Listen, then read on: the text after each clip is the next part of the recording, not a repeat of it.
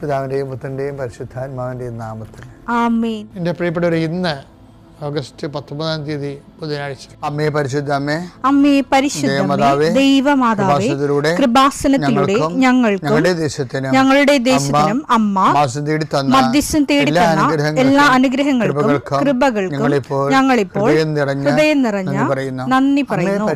അമ്മേ പരിശുദ്ധമ്മേ ദൈവമാതാവേ, 2004 ഡിസംബർ 7 ഉച്ചകഴിഞ്ഞ് 2:30 കൃപാസനത്തിൽ സംഭവിച്ച അമ്മയുടെ പ്രത്യക്ഷപ്പെടലിനെ കുറിച്ച് തിരുസഭയ്ക്ക് സമർപ്പിച്ചിരിക്കുന്ന പഠനരേഖകളുടെ മേൽ സഭാത്മകമായ പഠനം ആരംഭിക്കുവാൻ ഞങ്ങൾ പ്രാർത്ഥിക്കുന്നു. അമ്മേ പരിശുദ്ധമേ, ഭൂസ്വർലോകങ്ങളുടെ രാജ്ഞിയായ അങ്ങേയ്ക്ക് ഭൗമസംരക്ഷണത്തിനായി പ്രപഞ്ചപ്രകൃതിയെ തന്നെ തിരുസഭ പ്രതിഷ്ഠിക്കുവാൻ ഈ പ്രത്യക്ഷീകരണം വഴി ഇടയാക്കണമേ. പരിശുദ്ധമേ, ജപമാല മാതാവേ, സകല കൃപാസനം പ്രാർത്ഥനയോടും ചേർത്ത് ഞങ്ങളിപ്പോൾ പ്രാർത്ഥിക്കുന്ന ഈ കുടുംബത്തിന്റെ പ്രത്യേക നിയോഗം പറ മക്കളെ.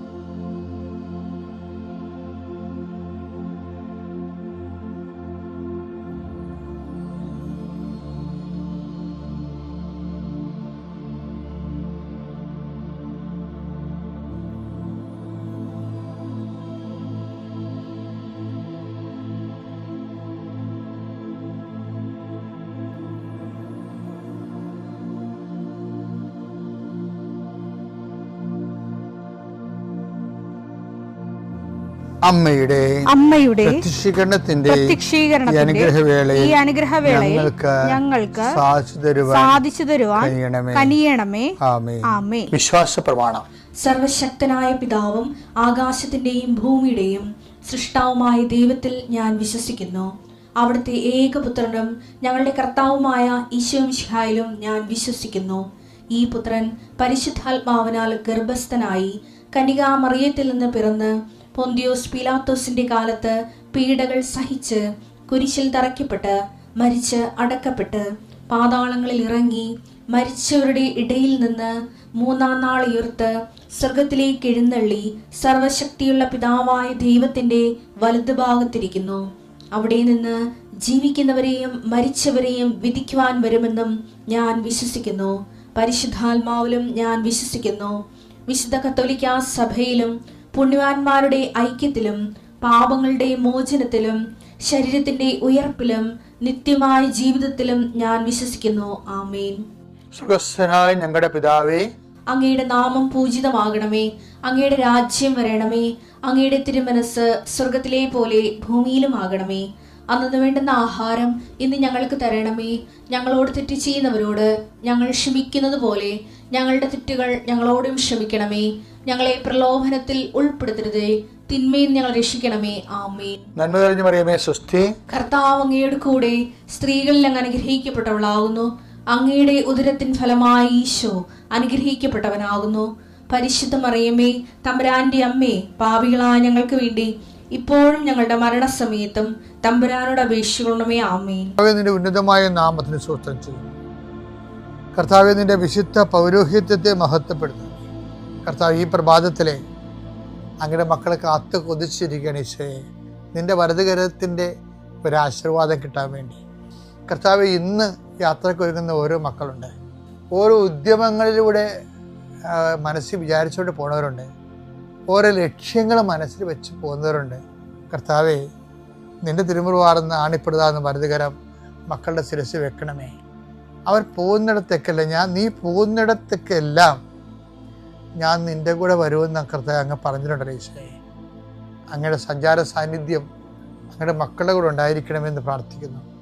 കർത്താവേ, ഉദ്യോഗത്തിൻ്റെ കാര്യത്തിന് വേണ്ടി പോകുന്നവരുണ്ട്, പഠന കാര്യങ്ങൾക്ക് വേണ്ടി പോകുന്നവരുണ്ട്, ജീവിത വ്യാപാരങ്ങൾക്ക് സാമ്പത്തിക കാര്യങ്ങൾക്ക് വേണ്ടി പോകുന്നവരുണ്ട്, ജോലി സംബന്ധമായ കാര്യങ്ങൾക്ക് വേണ്ടി പോകുന്നത് അവരുടെ എല്ലാം കർത്താവിന് തിരുസേന സമർപ്പിക്കുന്നു. ടെസ്റ്റ്, ഇൻ്റർവ്യൂ, പരീക്ഷ, ഏജൻസി, ക്രയവിക്രയങ്ങൾ, ജീവിതമാർഗങ്ങൾ, വിദൂര യാത്രകൾ, അങ്ങനെ ബന്ധുത്വം മുറക്ക് പോകുന്ന വിവാഹ യാത്രകൾ, ഈശോയെ എവിടെയെല്ലാമൊക്കെ പോകുന്നു അവിടെയെല്ലാം അങ്ങയുടെ മക്കളുടെ കൂടെ നീ ഉണ്ടാകണമേ എന്ന് പ്രാർത്ഥിക്കുന്നു. ഇന്നത്തെ മുഴുവൻ യാത്രകളിൽ കർത്താവ് നിൻ്റെ കൂടെ ഉണ്ടാവുകയും മാതാവ് നിൻ്റെ വലതുകരം ഗ്രഹിക്കുകയും സഞ്ചാരി മാതാവ് രാത്രി നീ തിരികെ വരുമ്പോൾ നിന്നെ ആരോഗ്യത്തോടെയും സമാധാനത്തോടെയും സുരക്ഷിതമായി ദൈവം നിന്നെ തിരികെ എത്തിക്കുകയും ചെയ്യട്ടെ. നിത്യം പിതാവും പുത്രനും പരിശുദ്ധാത്മാവും ശ്രദ്ധിക്കുകയാണ്. എൻ്റെ പ്രിയപ്പെട്ടവരെ, നമ്മൾ 3-ാം ദിവസമാണ് നമ്മൾ ഇന്ന് പറയുന്നത്. ഹെബ്രായർ 4:16 കരുണയും കൃപാവരവും ലഭിക്കുന്നതിനായി നമുക്ക് പ്രത്യാശയോടെ കൃപാവരത്തിന്റെ സിംഹാസനത്തെ സമീപിക്കാം. അപ്പൊ കൃപാവരത്തിന്റെ സിംഹാസനം എന്താ നമ്മൾ കണ്ടു. 2 കൊരിന്ത്യർ 1:20 സകല വാഗ്ദാനം ക്രിസ്തുവിൽ അദ്ദേഹം തന്നെയാണ്. 1-ാം ദിവസം നമ്മൾ വിശ്വാസം ഒന്ന് കണ്ടു, സമീപിക്കാനുള്ള യോഗ്യത. 2-ാമത്തെ എന്താണ്? വിശുദ്ധി. 3-ാമത്തെ എന്താണ്? മാനസാന്തരം. 3-ാമത്തെ യോഗ്യത ഇന്നത്തെ ദിവസം നമ്മൾ പറയുന്ന മാനസാന്തരത്തെക്കുറിച്ചാണ്. അതിന് ഒരു വചനം നമ്മൾ പറയേണ്ടത് 1 യോഹന്നാൻ 1:9 എടുത്തേ. എന്നാൽ നാം പാപങ്ങൾ ഏറ്റുപറയുന്നെങ്കിൽ അവൻ വിശ്വസ്തനും നീതിമാനുമാകയാൽ പാപങ്ങൾ ക്ഷമിക്കുകയും എല്ലാ അനീതികളിൽ നിന്ന് നമ്മെ ശുദ്ധീകരിക്കുകയും ചെയ്യും. അപ്പൊ ഏറ്റുപറയുന്നത് പ്രധാനപ്പെട്ട വിഷയമാണ്. ആദിമകാലങ്ങളിലൊക്കെ ജനങ്ങളോട് പബ്ലിക്കായിട്ടാണ് ആൾക്കാർ പാപങ്ങൾ പറഞ്ഞുകൊണ്ടിരുന്നത്. അവർക്കന്ന് അത്ര അഹങ്കാരം ഇല്ലായിരുന്നു. ജനങ്ങൾക്ക് അഹങ്കാരം കൂടിയപ്പോഴാണ് അത് കുമ്പസാരക്കൂട്ടിൽ വൈദികനോട് മാത്രം പറഞ്ഞാൽ മതി എന്നുള്ള പാരമ്പര്യം ഉണ്ടായത്. ജനങ്ങൾ പബ്ലിക്കായിട്ടാണ് പാപങ്ങൾ ഏറ്റു പറഞ്ഞുകൊണ്ടിരിക്കുന്നത്. അതൊക്കെ എന്താ കാര്യം?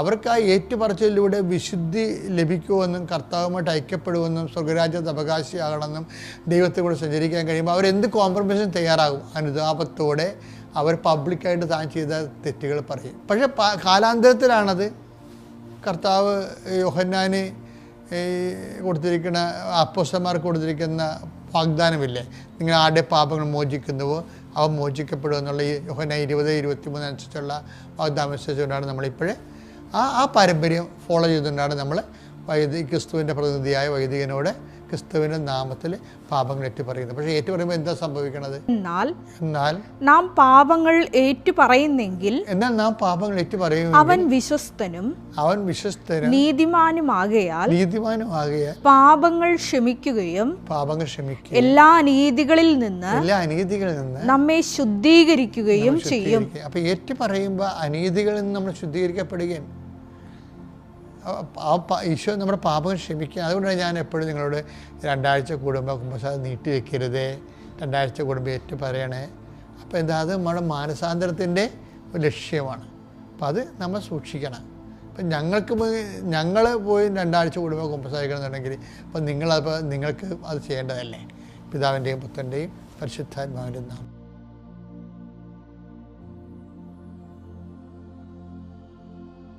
അത്യപൂർവ ദൈവാനുഭവങ്ങൾ ഇനി നിങ്ങൾക്കും സ്വന്തം. ഈ യൂട്യൂബ് ചാനൽ ഇതുവരെ സബ്സ്ക്രൈബ് ചെയ്തിട്ടില്ലെങ്കിൽ ഇപ്പോൾ തന്നെ സബ്സ്ക്രൈബ് ചെയ്യുക. ഈ വീഡിയോ ഇപ്പോൾ തന്നെ നിങ്ങളുടെ സുഹൃത്തുക്കൾക്ക് ഷെയർ ചെയ്തുകൊണ്ട് കർത്താവിൻ്റെ പ്രേക്ഷിതരാകുക.